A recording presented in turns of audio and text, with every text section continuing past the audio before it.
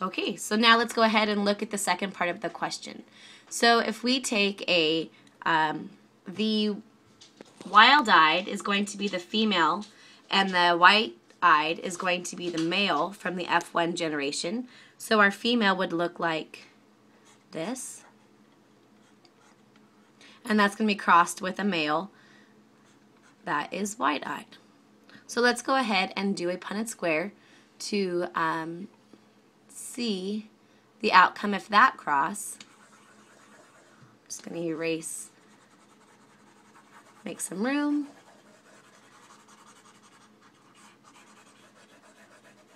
Okay, so let's go ahead and see a Punnett square dealing with that.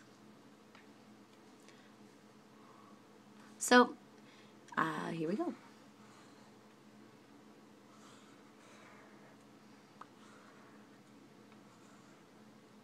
So here's the female.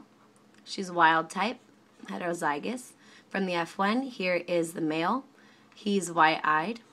When they have offspring, one of the daughters, or 25% of the daughters will be heterozygous.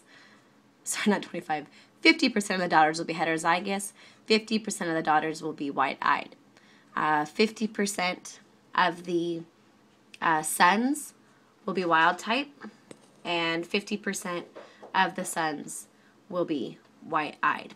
Now, if we look, this approximately, if you do the phenotypic ratio, you have for every one female that has wild type eyes, you have one female that is white type or white eyes.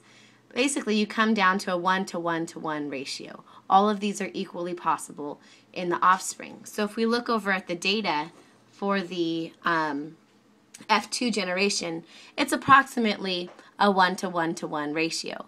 Having wild type female eyes at 31 is slightly higher than the rest, but if these two individuals continue to have offspring, eventually the data would get closer and closer and closer to a 1-to-1-to-1-to-1 ratio.